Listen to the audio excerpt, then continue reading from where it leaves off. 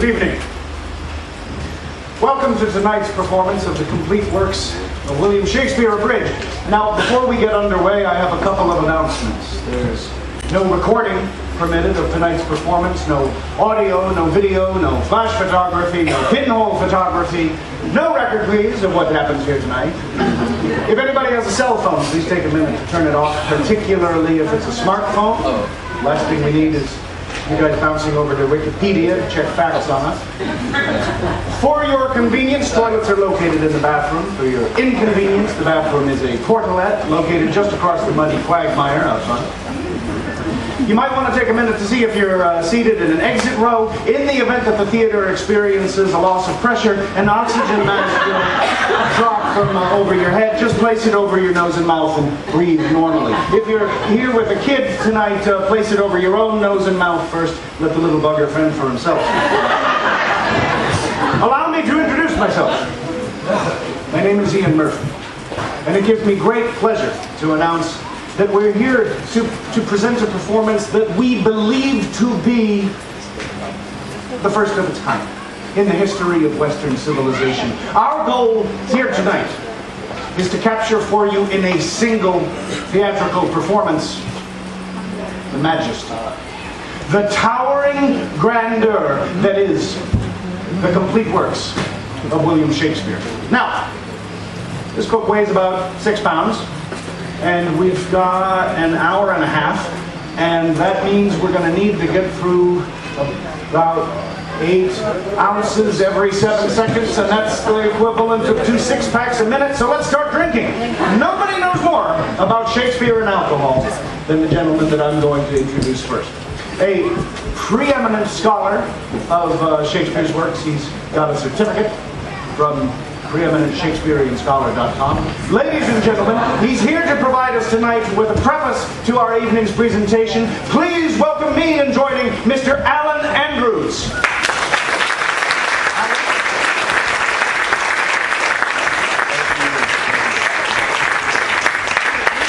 Thank you. Good evening, ladies and gentlemen. Good evening.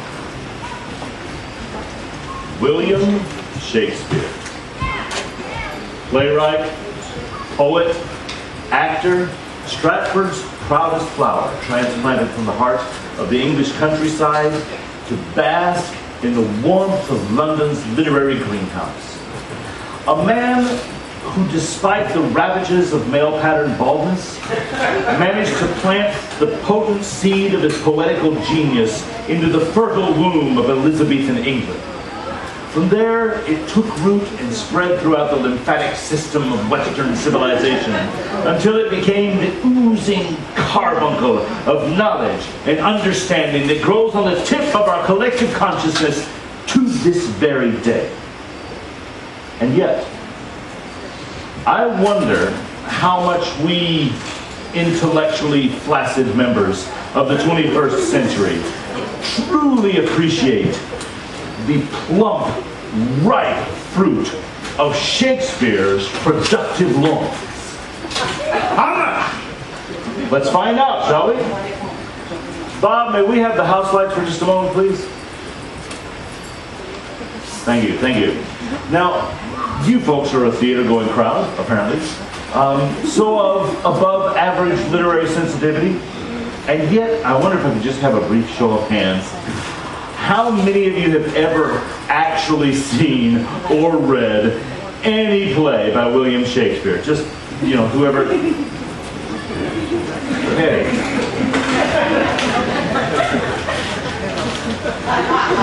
We gotta go, we're screwed. What? Why? They know more than we do. But you're a preeminent Shakespearean scholar, Alan. Right. Preeminent. Don't be preeminent. Right. Okay, all right. Well, let's just narrow that down a little bit. How many of you, with a show of hands, have either seen or read All's Well That Ends Well? Show of hands? Okay. We're good. Now let's see if there are any super eminent Shakespearean scholars here tonight, all right? How many of you have seen or read King John? King John, anybody? Okay, okay. Did you see it or read it? Read it. You read it? Yes, sir. You saw it? You saw it? Okay. Maybe it was a dream. There was someone over here. Did you see it or read it? Read it. Read it. Read it. La-di-da-di-da. Yeah, you. How about you, sir? Did you see it or read it? I downloaded it. Okay. That's special. Would you mind telling us what it's about? A hunchback? No. King John is not about a hunchback. As any preeminent Shakespearean scholar can tell you, King John is a play about a king named John. Could you just stand up for a moment, please? Ladies and gentlemen, ecce homo. Oh, dude, what's that? All right. Okay, judging from your reaction, I can tell, you're not fluent in Latin. May I presume that you have not matriculated? Probably before I go to bed. Good answer. Ladies and gentlemen, look at this man.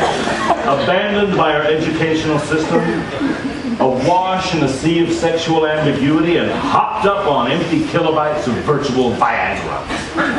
And now look at the person sitting next to you. Go ahead, look. You see there the same vapid expression? The same pores clogged with the acne of intellectual immaturity? Or do you perhaps see... Keep looking, keep looking. Do you perhaps see there a longing, a desperate plea for literary salvation? Can I sit down? No!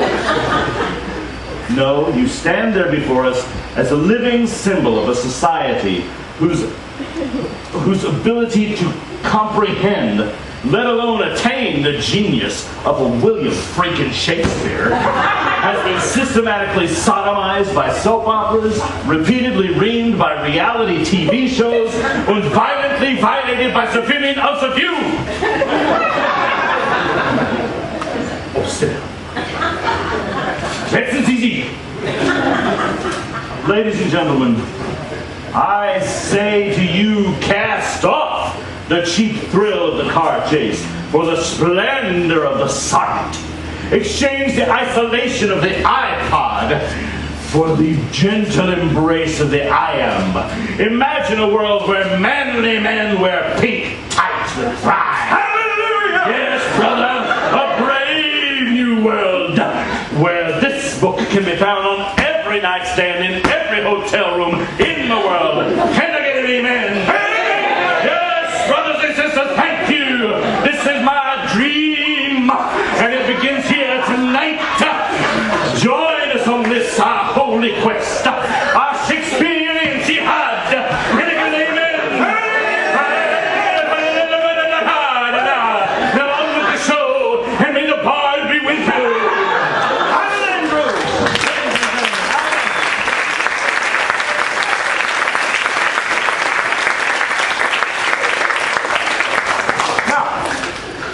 As anybody can tell you who's got a copy of this book on the shelf, no collection is complete without a brief biography of the bard.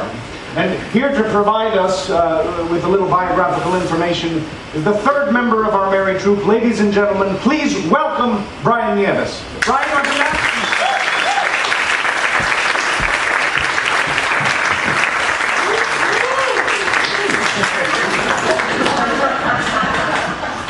Hello. So I was Googling William Shakespeare on my smartphone, and I found some pretty cool stuff. So, William Shakespeare, born 1564, Stratford-upon-Avon, Warwickshire. He was the third of 8 children, the eldest son born to John Shakespeare, a locally prominent leather merchant in Glover, and Mary Arden, daughter of a Roman Catholic member of the landed gentry. In 1582, Shakespeare married a farmer's daughter named Anne Hathaway. Different Anne Hathaway. Really? That sucks, because she's hot. Did you see that Catwoman picture? I did. Oh. Right? So, okay. Let's see. Shakespeare landed in London in 1588, where he dictated to his secretary, Rudolf Hess, his work Mein Kampf, which set forth the program to restore Germany to a prominent position in Europe. After reoccupying the Rhineland zone between Germany and France, and annexing Austria, the Sudetenland, and the remainder of Czechoslovakia,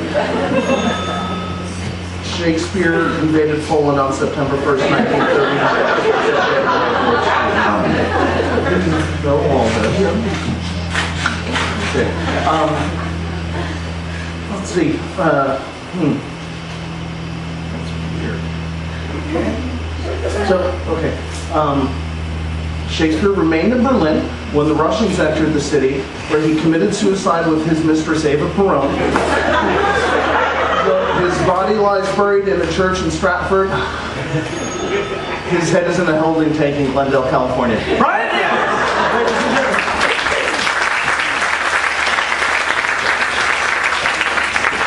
Well, folks, without much further ado about anything, we are proud to present the complete works of William Shakespeare, abridged.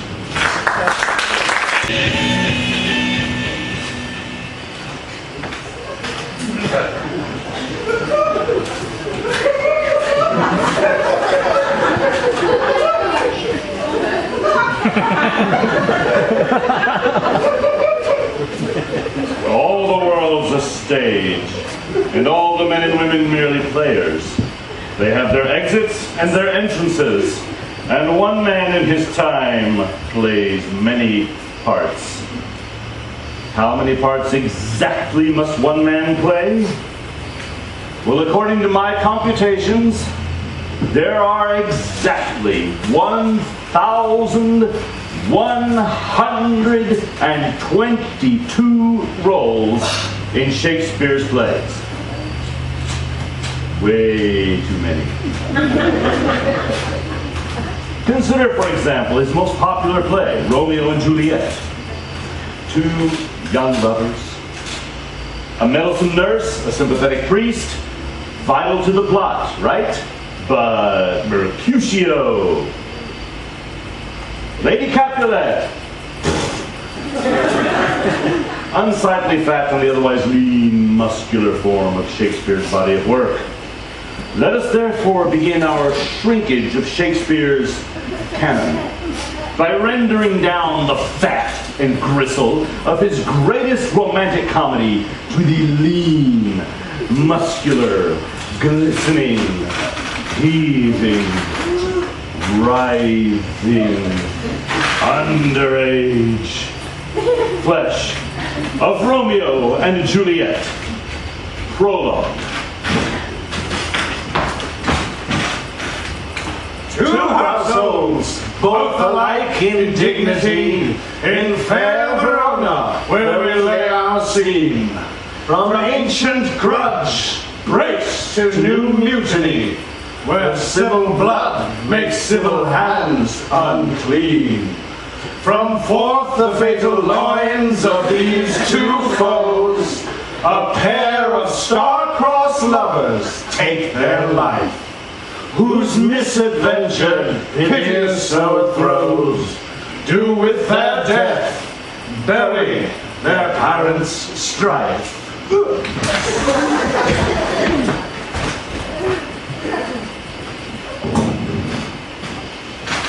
Act 1, Scene 1. Behold two men in search of imbroglio. For the Capulets, Samson. For Montague, Benvolio. Verona's fragile peace shall be undone, and tragedy begin with the biting of a thumb. Oh, I like to ride with the searching and the sentence Oh, it's him. I hate it. Guts family. It is dark. It is all.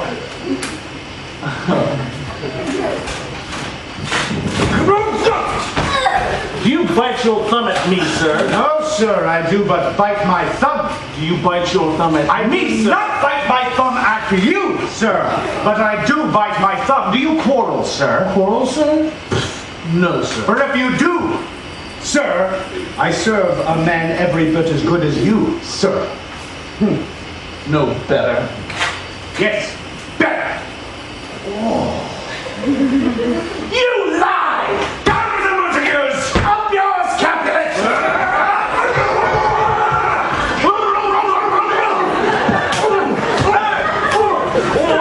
Rebellious subject! The prince. Oh, enemies to the peace, on pain of torture, throw your mistempered weapons to the floor, and hear the sentence of your moving prince. Buzzkill. Thou, Capulet, shall come along with me. Open folio. Come you this afternoon and hear our father pleasure in this case. Brown nose. Excellent!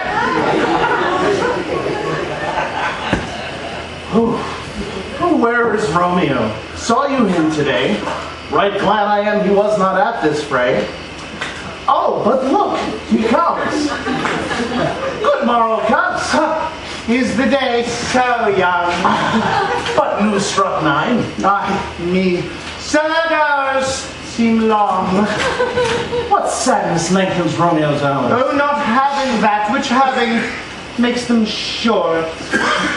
In love? Out of love? Out of her favor where I am in love. Alas, that love so gentle in his view should be so rough and tyrannous in proof. Alas, that love whose view is muzzled still should without eyes see pathways to his will. Oh. Go ye to the feast of the Capulets. There sups the fair Rosaline whom thou so lovest, amidst all the admired beauties of Rome. Go thither, and compare her face the sum that I shall show. And I shall make thee think thy swan a crow. None fairer than my love. There's free beer. Oh, let's go.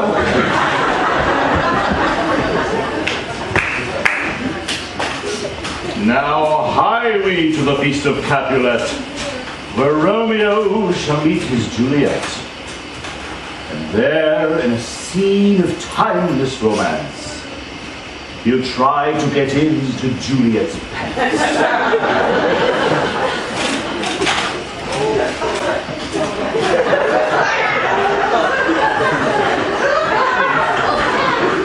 Oh, she doth teach the torches to burn bright. Did my blood love till now forswear its sight, for I never saw true beauty till this night.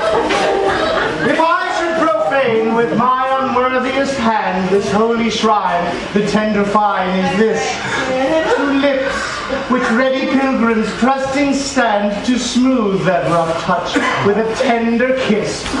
Oh, good pilgrim, you do wrong your hands too much. The mannerly devotion shows in this. For saints have hands that pilgrims' hands do touch, and palm to palm is holy palmer's kiss. Have not saints lips and holy palmers too? I, pilgrim, lips that they must use in prayer. Well, then let lips do what hands do. And from my lips the sin that they have to. Sin from my lips? Oh, trespass sweetly urge. Give me my sin again. Dude, I don't want to kiss you.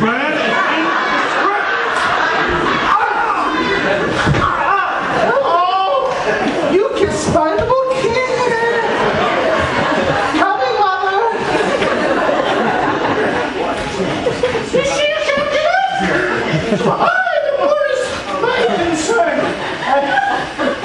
What are you doing? Balcony scene.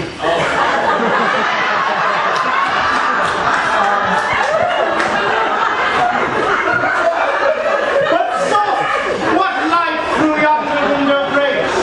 Oh, Romeo, Romeo, wherefore art thou, Romeo? Deny thy father and refuse thy name, or if thou wilt not, be but sworn, my love, and I'll no longer be a Capulet. What's in a name anyway? That which we call a nose with so spell.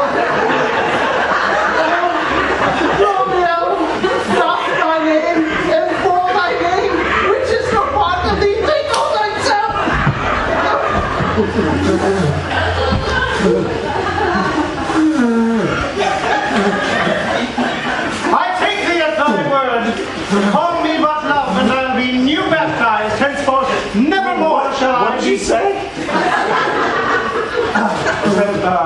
I take thee at thy word. Call me but love, and I'll be new baptized. Call you but love? No. I said, call me but love, and I'll be new. All right, dude, whatever. You're but love. Oh, sweet but love. What man art thou? Thou not Romeo and a Montague? Neither, fair maid, if either you dislike. Dost thou love me then? I know thou wilt say aye, but if thou swearest, thou mayst prove false. Oh, Romeo, if thou dost love, pronounce it faithfully. Fair maid, I swear by yonder moon.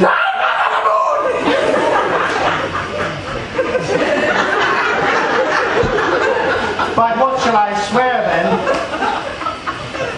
Fair maid, I swear by yonder blessed virgin.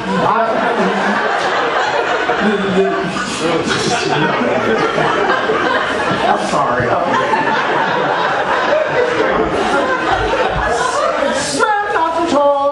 Although I join thee, I take no joy in this contract here tonight. It is too rash, too sudden, too ill-advised, too like the lightning which doth cease to be, ere one say it lightens. Sweet good night. Sweet good night. Sweet good night. Hey, Butler! Oh, Oh, wilt thou leave me so unsatisfied? what satisfaction canst thou have tonight? Second basis for the second date, sweetie. Good night, good night. Parting is such sweet sorrow. Bye, Butler.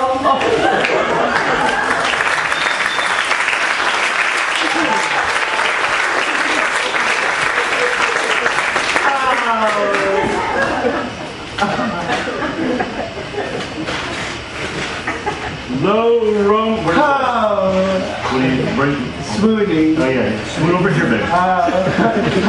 Low Romeo did swoon with love. Right there.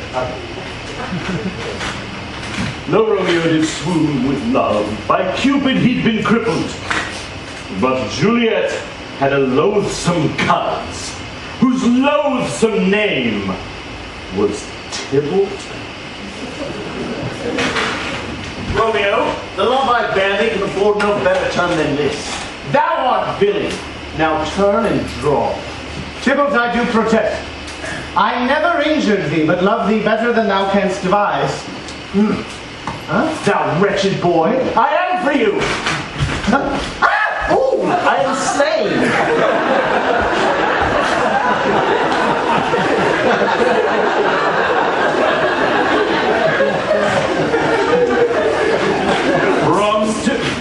What? All right. From Tybalt's death onwards, the lovers are cursed. Despite the best efforts of friar and nurse, their fate pursues them. They can't seem to duck it. At the end of Act 5, they both keep the bucket.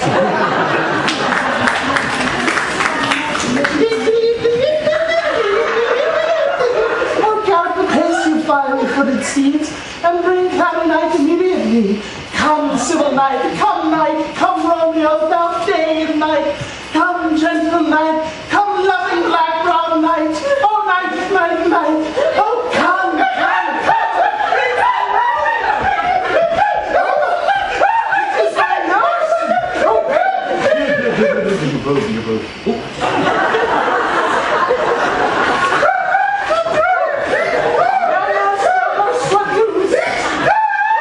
Can heaven be so envious?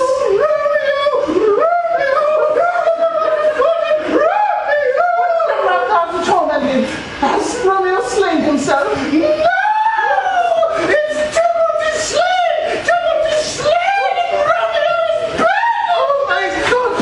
Did Romeo's hand shed Tybalt's blood?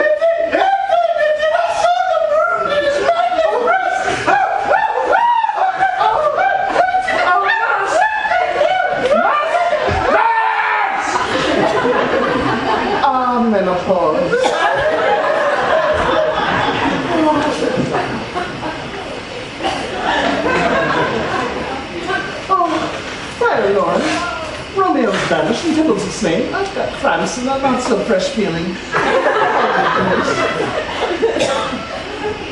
Take this proffered vial, and of this distilled liquor drink thou off, and presently through thy veins shall run a cold and drowsy humor.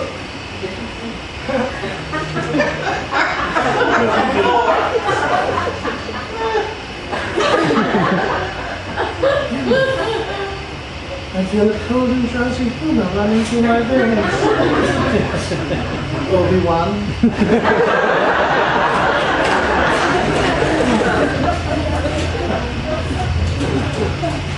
Oh, the colors.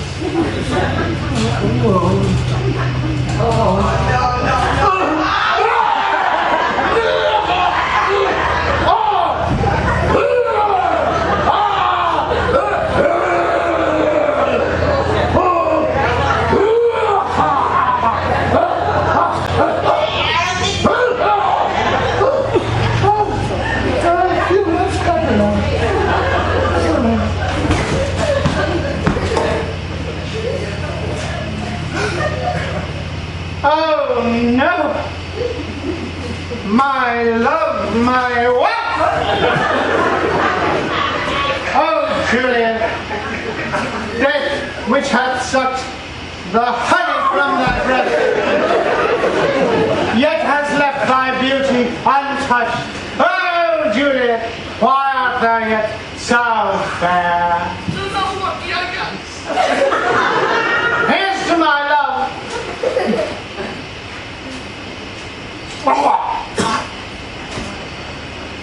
Oh, true apothecary, no. Thy drugs are quick.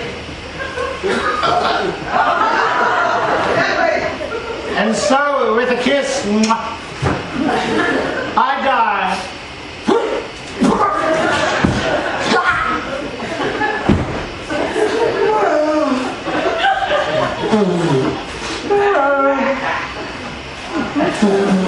Good morning. Where is my love? Oh, what's this? A poison bottle close to my true love's hand. Poisonous he hath been his sightless end. Oh, sure, drunk all and left no friendly drop to help me after. Then I'll be brief. Oh, happy dagger, this is thy sheath.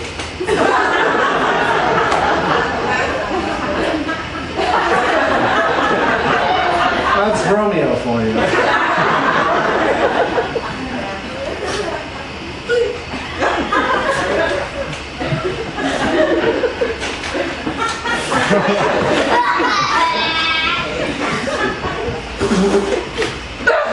Now there, rust and let me die.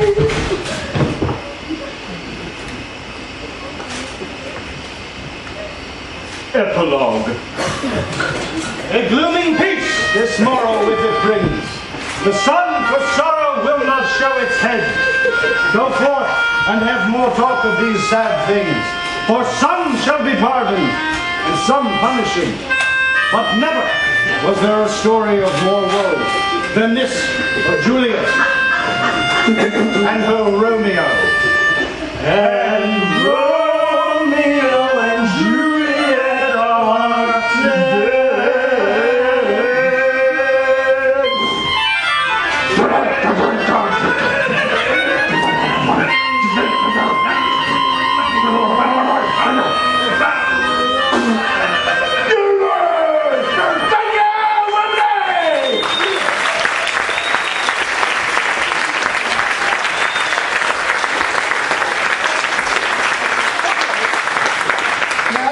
We made it for Romeo and Juliet in about 15 minutes, which 15 minutes we have 37 plays, means we'll be done in about 9 hours. Crap! We took too long on Romeo and Juliet! But it is a classic. Unlike our next play, which Shakespeare wrote as a 24-year-old struggling young writer, desperate for a hit, but too poor to know where his next banger was coming from. So maybe it's no surprise that an obsession with food colors the primitive revenge drama, Titus Andronicus, which we present as a cooking show.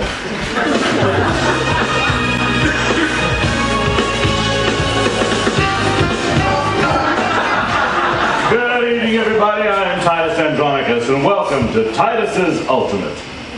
Now, when you've had a really lousy day, your left hand chopped off, your son's murdered, your daughter raped, her tongue cut out, and both of her hands chopped off, the last thing you want to do is cook. Unless, of course, you cook the rapist and serve him to his own mother at a dinner party. That's right, sister. That's just what we're going to do tonight. And my daughter Lavinia and I are going to show you how. Good evening, Lavinia.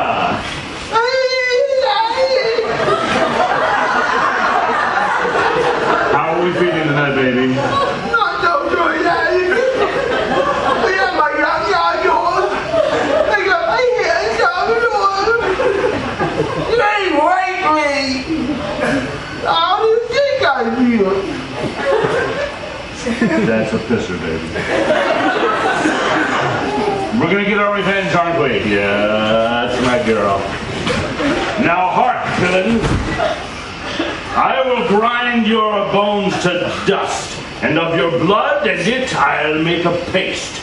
And of that paste a coffin I'll rear, and make a pasty of your shameful head. Come, Lavinia, receive her blood.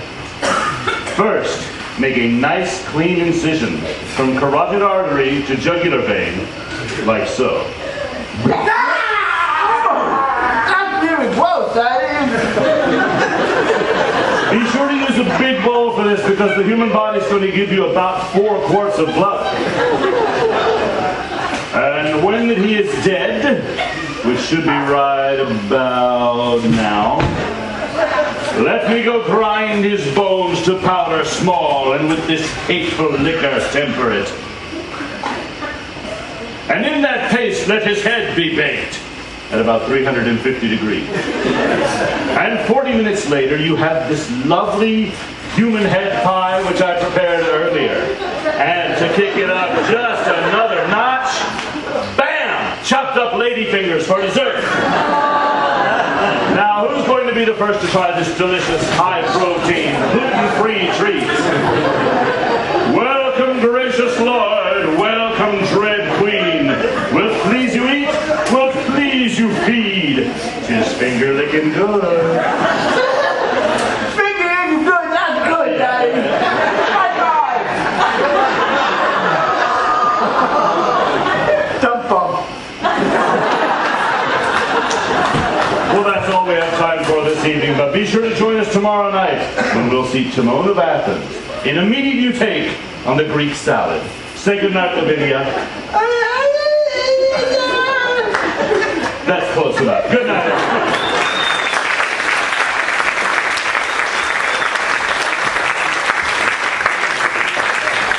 Disgusting! But also, inexplicably, the biggest hit of Shakespeare's lifetime. Which meant that our young dramatist, now suddenly swimming in sausages, could afford to broaden his artistic horizons a little bit. For example, compare the sort of brutal approach to Gothic revenge that we see in Titus to the more somber reflections on the human condition that we see embodied in the brooding revenge drama, Othello, the Moor of Venice.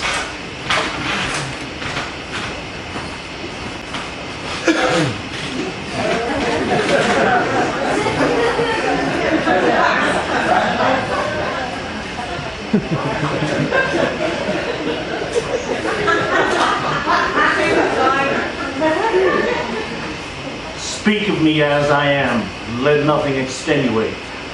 Of one who loved, not wisely, but too well. For never was there a story of more woe than that of Othello and his Desdemona. Bob, can we have some light, please? Come on. Stop it. You're bad. Get up. I'm sorry, folks. It seems that Brian, secure in the infallibility of the internet, has Googled the word Moor and determined that it's a place where you tie up boats. I didn't Google it, dude, I wikied it. Lose the boats! Oh my God, he's so ignorant. So, Alan,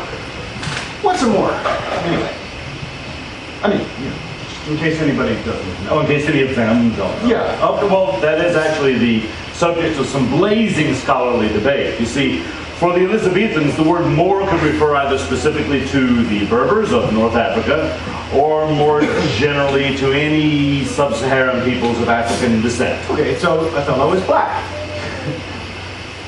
African American. Come on. Oh, come on. But the play set in Italy, right? So he's African Italian. Right. Okay. So we do it in blackface. What the hell is wrong with you? You know, the president's going to find out of this. He's going to tell Oprah, and she's going to get pissed off. I mean, it's going to be like, you know, come on. Today's entertainment culture demands a more authentic, culturally sensitive casting. If Othello is black, is American, we can't do it unless we've got a genuine Koran spouting, spaghetti loving homeboy. Well, guys. What? I've got an idea. Okay. All right. Just because we're mostly white Okay. doesn't mean that we can't represent the Afro-Italian condition, you know? All right. So, my idea, totally boatless. Okay, let's start. It's old school, just need a beat, okay? A beat. Yeah, we will. Great. All right, Okay, ready? kick it off.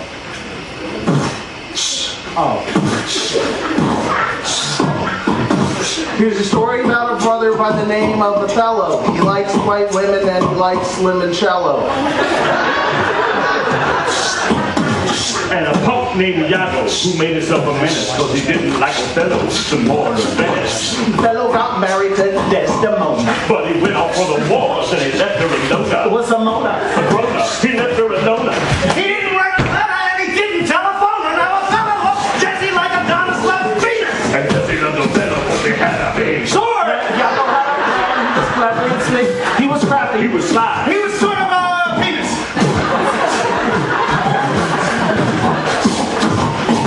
Now Iago said he's gonna shaft the Moor. How you gonna do it? Tell us! Well, I know his tragic flaw is that he's too damn jealous. Need a dupe, I need a dope, I need a kind of a schmo. So we find a choke about the game of Casio.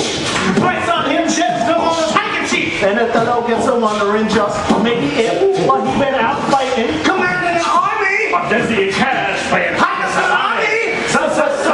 salami.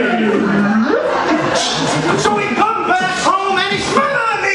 And he thinks he pulled it off without a hiash. But there's Amelia at the door. We met in Expo. Who say, yo, homie, she weren't no hoe. She was Pure, clean, personal too. So why'd you have to go and make a face turn blue? It's true. That's you. Now what you gonna do? And the fellow say, Damn, this is getting pretty scary. So he pulled out a blade and he committed harakiri. do that funky more thing, white boy.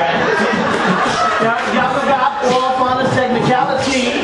Moved to Hollywood and got it on TV. Show that is Prime time. HBO. Desperate houseboat.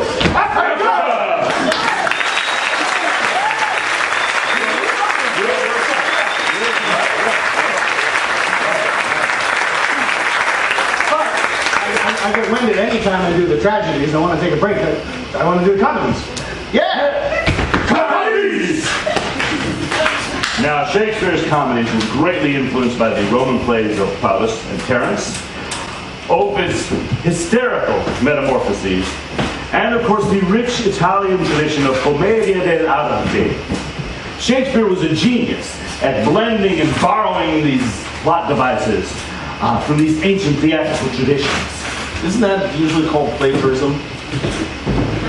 Shakespeare did not plagiarize. He distilled. Whatever, dude. He's a cheat. It takes a kind of genius to spin, what, 6 stories into 15 plays. It's a bunch of crap, man. Well, I can never tell any of them apart. All right, let's move on with the shipwreck, the identical twins, and the gigantic wedding at the end. All of them. See, that sucks. Well, all right. Obviously, Shakespeare could have focused just a bit more and maybe one really exemplary comedy instead of 16 sucky ones. Which is why I have taken the liberty of condensing Shakespeare's comedic diarrhea into a single, well-formed lump, or stool, if you will, of hilarity, which I call the comedy of two well-measured gentlemen lost in the merry wives of Venice on the 12th midsummer's night in winter. Or Cymbeline, taming Pericles, the shrew in the tempest of love as much as you like it for nothing. Or Four Weddings and a Transvestite. Act 1. A Bohemian duke swears an oath of celibacy, turns over rule of the city to his tyrannical half-brother, and sets sail for the golden age of Greece. While rounding the heel of Italy, the duke's ship is caught in a terrible tempest, and he is cast ashore on a deserted island with his sweet, innocent, and clueless young daughter. Oh, Father, I am so lonely on this island.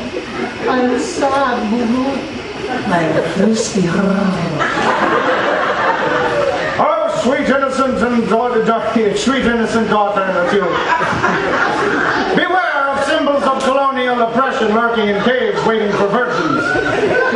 Bye.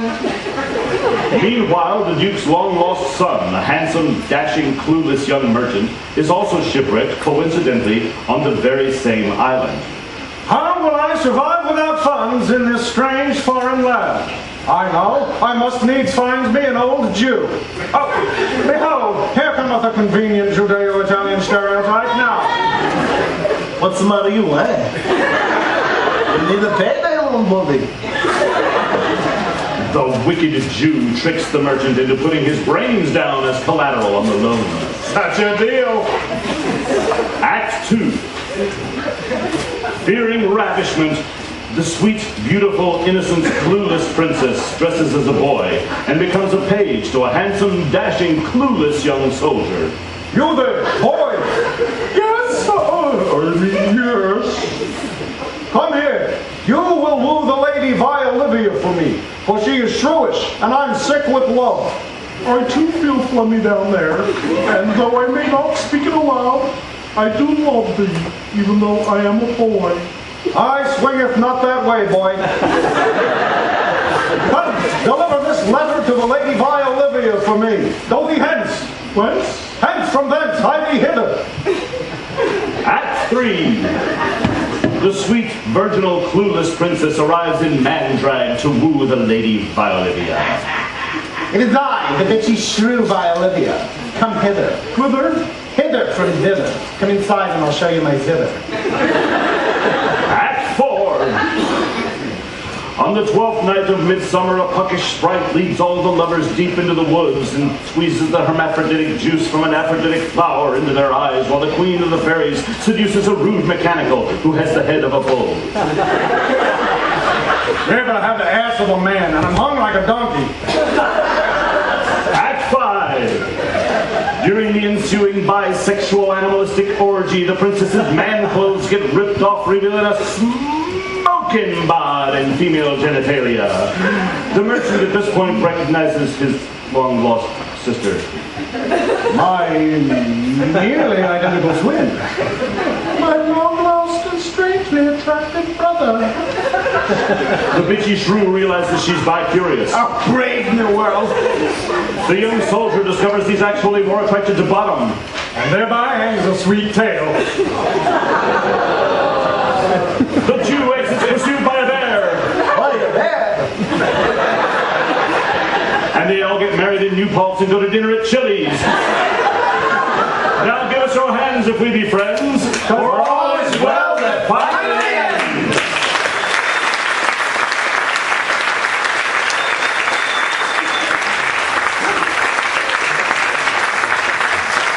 I had no idea Shakespeare was such a perv.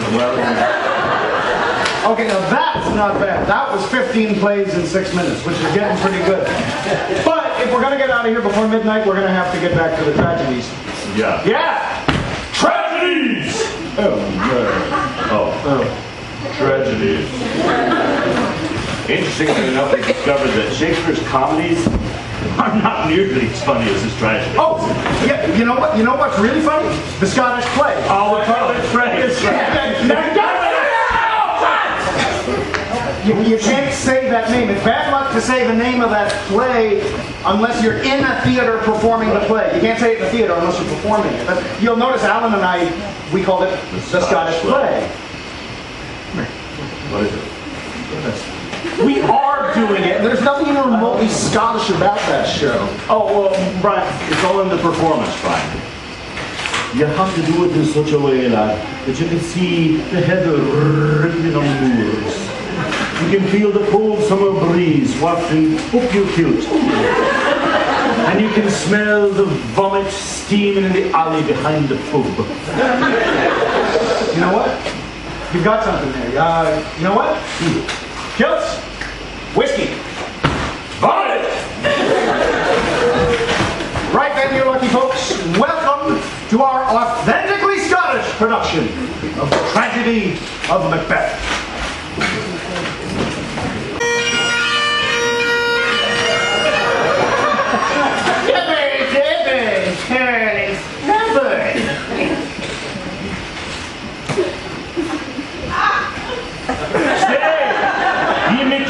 Perfect McSpeaker. Tell me more. Macbeth, the were-doctor, for no man of women barn ship iron and big. Tell them what come to dancing under Chanel. Oh, it's the great. You know, from McQuat, McNee, McIe, McFear, and McDuff.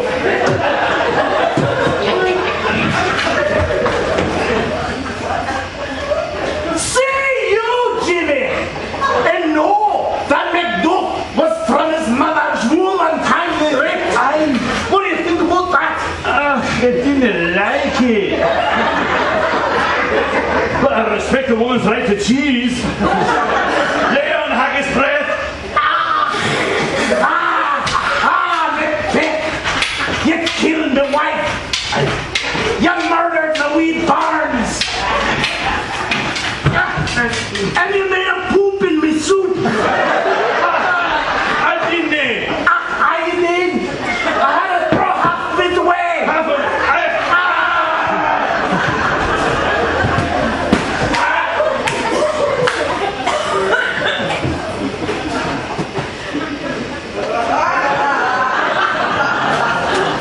Behold, where lies the usurper's accursed aid.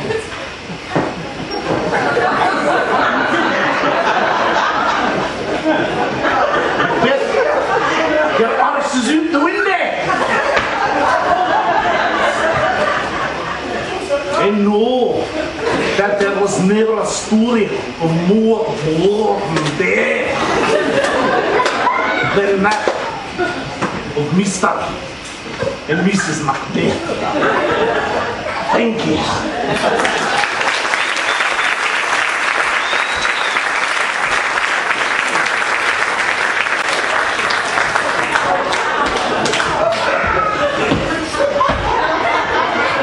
Meanwhile, in ancient Rome, Julius Caesar was a much beloved tyrant. Oh, hail Julius Caesar. Hail, citizens, who was warned by a soothsayer. Beware the eyes of March! The great Caesar, however, chose to ignore the warning. What the hell are the Ides of March? March 15th! Why, that's today.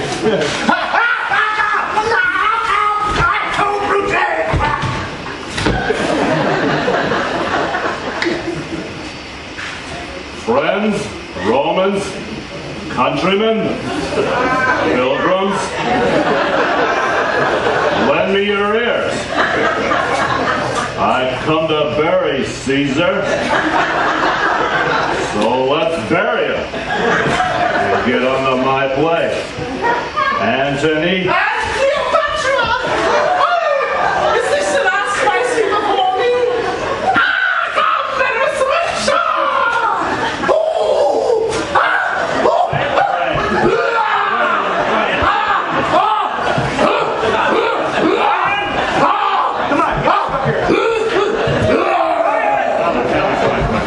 Easy, laddie.